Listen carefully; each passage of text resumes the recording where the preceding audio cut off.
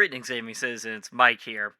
I recently had to lay off my entire production team that works on these videos as a cost cutting measure, so I really hope the quality isn't that bad. Sometimes, I get my inspiration for video ideas by watching other gaming YouTubers. However, some recent news related to Xbox's studios closing down caught my eye and sparked something in my brain. Or my autism chose a new hyperfixation that day. All I'm gonna say is you have to have really up if your corporate decisions made me switch video projects entirely. Layoffs are something that happens in every industry. Whether it's ethical or not is up to your interpretation, but the fact of the matter is that losing your job to improve a company's bottom line is very unfortunate. The games industry is no different, as in the past couple of years, we've seen what feels like an endless string of layoffs from companies of all sizes, and that's what I want to talk about in this video. Before I start on this, I think it's important to talk about how we got here. As we all know, COVID was a thing that certainly happened. There were lockdowns, everyone had to work from home, society was flipped on its head for what felt like forever. It wasn't until around 2022 that things with COVID were starting to dwindle down, and society gradually opened back up to social interactions without heavy restriction.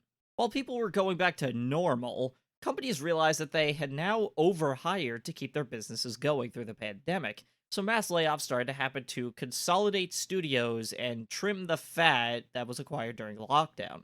That brings us to today, where over 25,000 people have been laid off as of January 2024, according to Statista. That is 25,000 people who were told they can no longer keep their job they are passionate about because executives want to fill their pockets. Now, sometimes a restructure of a company is necessary to improve efficiency. Executive management gathers an idea of what certain departments need to succeed and ideally enhances the communication between everyone if done strategically.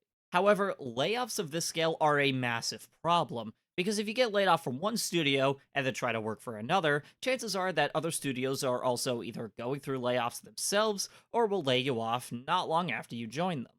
As for the business slash corporate side of things, that's a whole different ballgame of socioeconomic factors that I will not be getting into, as I do not intend to turn this into a political conversation. Because as Twitter has told me, politics don't belong in video games. And then they also enjoy games like Final Fantasy VII. Moving on. The point I'm getting at is that these companies will often have tons of money to throw into projects like these, yet will claim these layoffs will save the company money. Maybe I'm being too judgmental, so let's take a look at some recent layoffs and try to see the logic in these companies' decisions. We'll start with the one studio that sparked my interest to make a whole video on this entire ordeal. Xbox's recent studio closures. On May 7th, 2024, it was announced that Xbox would be closing down 4 studios, those being Redfall developers Arcane Austin, Alpha Dog, Roundhouse Studios, and by far the most devastating one, Tango Gameworks, who developed Ghostwire Tokyo, The Evil Within, and the award-winning Hi-Fi Rush. Yes, the same studio that was bought out when Microsoft acquired ZeniMax in 2021 was shut down just barely 3 years later, and conveniently enough was also their gateway into the Japanese market, one that Xbox infamously struggled with for many years.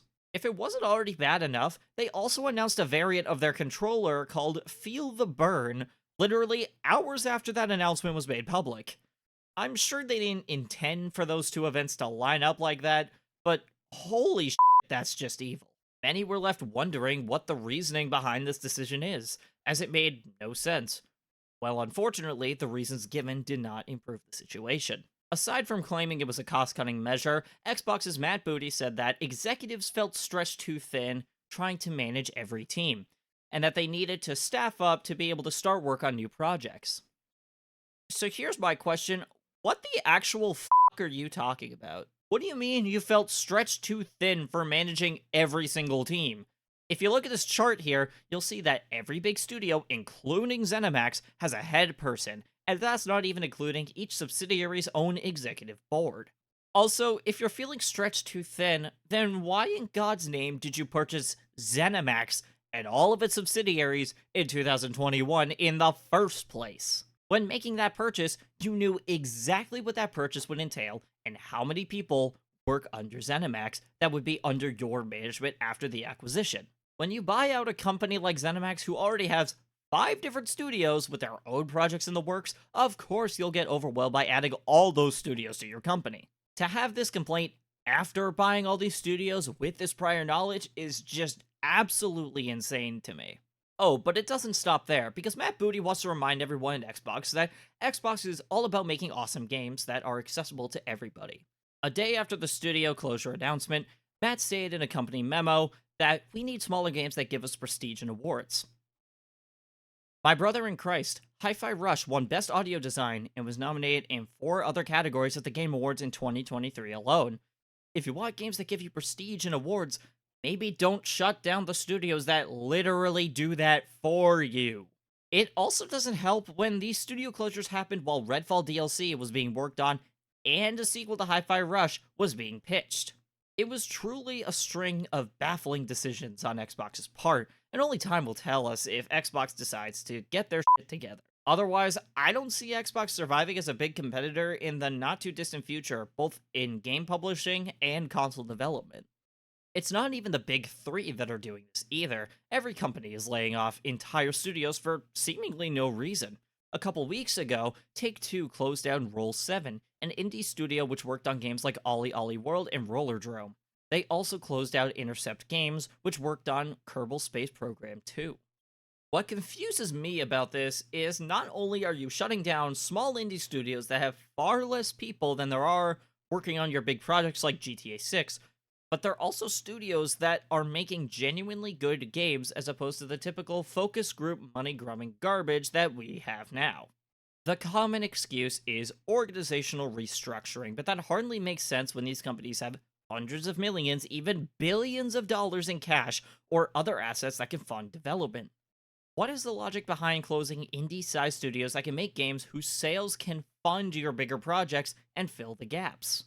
Let's say GTA 6 started in development in January 2015, for an example. If it's going to take 10 years to develop GTA 6, why not keep smaller studios on board to make games that take 2 to 3 years to develop so you can still make money, but use the excess profit from those smaller games to fund GTA 6 further? Oh, that's right, we have to pay the CEO $43 million. Of course, we can't spare any expense. As far as I'm concerned, these layoffs are just pure greed and a lack of patience. If Microsoft wants to get out of the $70 billion hole they dug themselves in after buying Activision Blizzard, they need to make and sell games for longer than 4 years after the purchase to make that money back. If you're going to shut down a studio for whatever reason, you should first consider selling the studio to either another company that will not lay them off immediately, or let them go independent. If money is really that important to you, at least try to make that money back by selling the company to someone who could sustain their workforce so people can keep their jobs. Building off the layoffs conversation, acquisitions are also dubious in reliability for similar reasons. Now, let me clarify something before I talk further. Sometimes an acquisition makes perfect sense. You'll have a bigger company that collaborates with a smaller studio often enough and produces consistently high quality products. It makes sense that those two would work under the same company.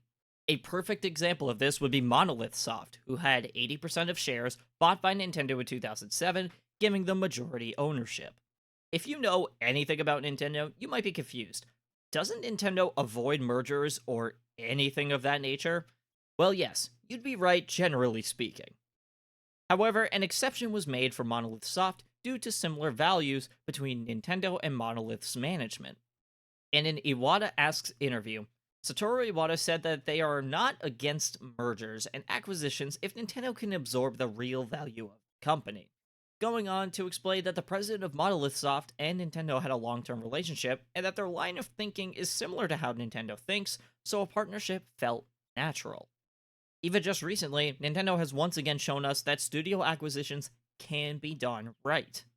On May 21st, 2024, Nintendo announced it was acquiring Shiver Entertainment, a studio that is best known for porting games to the Switch like Hogwarts Legacy and Mortal Kombat 1. From looking at these screenshots, well, I said they were known for doing it, I didn't say they were known for doing it well. Yes, the ports were definitely compromised to fit on the Switch's hardware, but you have to admit that putting something as big as Hogwarts Legacy on the Switch is pretty impressive. In fact, That's the reason Nintendo decided to acquire them, for their ability to condense massive games onto Nintendo hardware. Now, I can understand if Shiver is more divisive compared to Nintendo's other acquisitions like Next Level, if the screenshots from Mortal Kombat 1's port are anything to go by.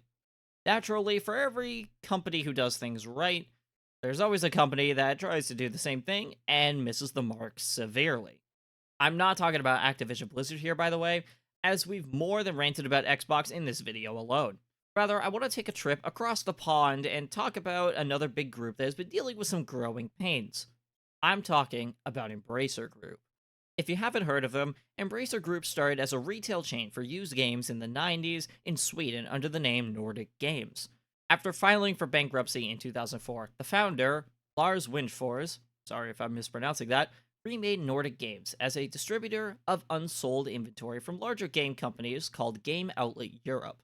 It wasn't until 2008 that a game publishing subsidiary was established, and from there it snowballed into buying out THQ in 2013, then Coach Media and Coffee Stain in 2018. It's in 2019 that things start to get a little crazy. After rebranding to Embracer Group in 2019, Embracer went on a buying spree that included Gearbox, Crystal Dynamics, Dark Horse Media, and Decca Games, to name a few. This went on until 2022, when Embracer got a massive $1 billion investment from the Savvy Games Group, a company owned by Saudi Arabia's Public Investment Fund. You may think that this would fund more acquisitions, but things took a turn for the worst. In 2023, it was announced that a $2 billion investment had failed to materialize with an investment partner who was revealed to also be the Savvy Games Group. It was after this that Embracer Group started falling apart very quickly, as they were now $2 billion in debt by this point, although the amount that they were in debt and the failed investment deal are unrelated, they just coincidentally happen to be the same amount. A month after this deal fell through, aka June 2023, Embracer started a large scale restructuring process as a cost cutting measure, which involved a variety of cancellations and studio shutdowns.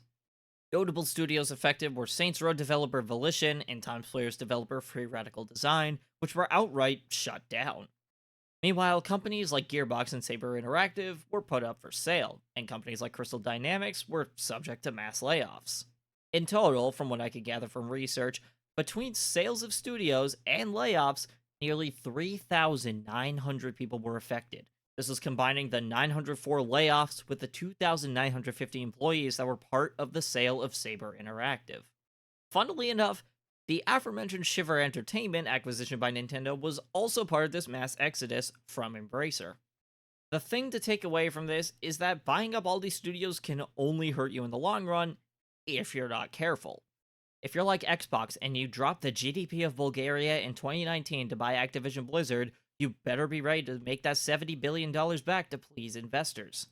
Like we saw with Embracer, they spent $1 billion buying up all these studios, and then once they got walked out on for a $2 billion investment, they had to make that money back through the studio sales and layoffs.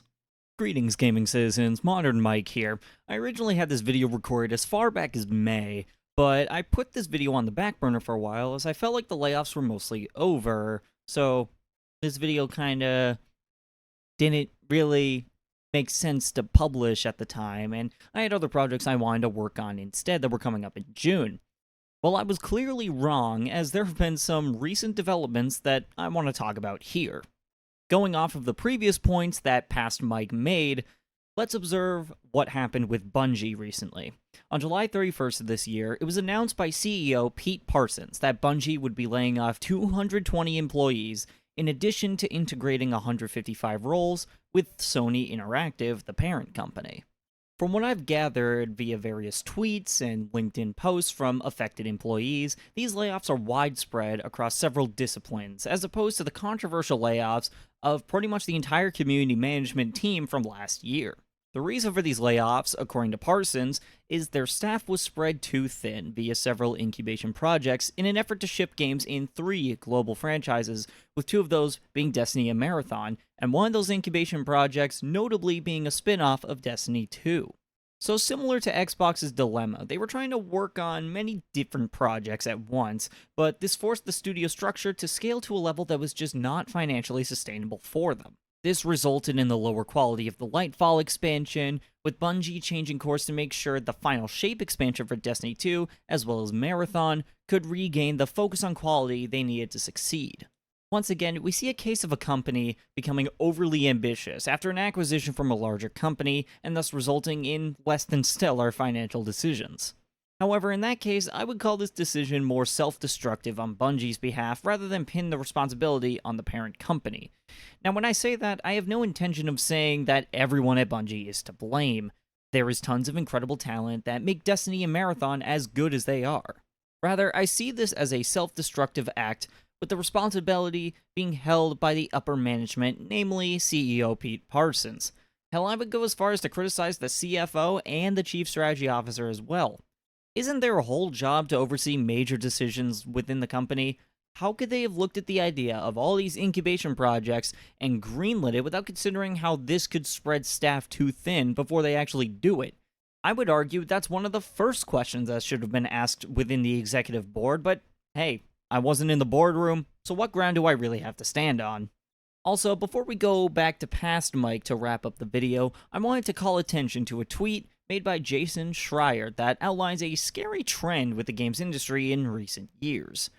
Is it any coincidence that just 2 years after these major acquisitions, the 3 companies I talked about in this video all has significant layoffs? Also, notice how the more expensive acquisitions led to the most amount of layoffs. It's a literal example of the expression, the bigger they are, the harder they fall. Just wanted to throw that in there as some food for thought, and now back to the original video. It just goes to show that working for or with a big company doesn't guarantee you security anymore. If you get a job at Xbox, you better hope they don't buy more studios, or you're probably going to get laid off in the crossfire. If you're acquired by a big company, there's no guarantee you'll even have your job then either. They'll tell you that your projects are valuable and create a giant library for the system they're selling, but like we saw with Hi-Fi Rush, even award-winning games aren't enough to satisfy management. The most I can really say at this point is my heart goes out to everyone that's been going through this stuff in the past couple of years. I cannot imagine or fathom the anxiety that comes with trying to find a new job amidst layoffs where you may or may not have the time to jump ship. So, this video has been all doom and gloom so far. Now it's time to ask the question of, what's next? Thankfully, not all is lost, or at least not yet. On sites like LinkedIn, there have been people dedicated to amplifying the profiles of those who were laid off since things in the industry start snowballing. But if there's anything to take away from this whole video of me ranting about layoffs, it's that we as consumers need to vote with our time and dollars. I know this isn't the best example of this, but Jeff Keighley did say the exact same thing at the Game Awards in 2021 after the Activision lawsuit happened. Whether you like or dislike Jeff or his show, he has a point. It may be easy to say, well, I'm just a single person. Me not spending $70 on, I don't know, the newest Call of Duty game isn't going to change anything. But keep in mind that in the gaming community, when we cooperate, has the ability to make their voices heard. We saw with the recent Helldivers 2 review bombing that enough angry gamers can make a company realize they f***ed up. If we use our collective buying power responsibly, we can certainly make an impact on the people who are shaping this industry, or at the very least, we could send a message as to what we as consumers want from the people that make these kinds of entertainment. To take a less preachy approach, you could also use the money you don't spend on something like Hellblade 2 on indie games instead, since those games are usually pretty cool and indie devs aren't morally dubious to support. Usually. You may be wondering, did I just spend this whole video ranting about big companies doing layoffs just to tell people to support indie games? Yes. Yes, I did. Because let's be real, what can I actually say that hasn't been said already? I could talk about how you need to actually publish games to make the money spent on acquisitions back until the sun goes down, but I doubt any company would A, be watching this video in the first place, B, would give a shit about my thoughts on the matter even if they were watching this video. So as it stands now, only time will tell if things improve or if we start to shift our focus towards games from smaller studios in the near future. An indie game renaissance, if you will? But I want to hear what you have to say about the layoffs or the state of the industry right now, whether you're currently working in the industry, were laid off, or if you're a content creator like me that works with game publishers on occasion. Do you think it's just a phase that'll go away, or do you think these companies will continue hiring and laying off people for all their big projects? Let me know your thoughts in the comments down below. I would be very interested to see what everybody has to say. That's going to be it for me. Stay vibing and thriving, everyone, and I will see you in the next one.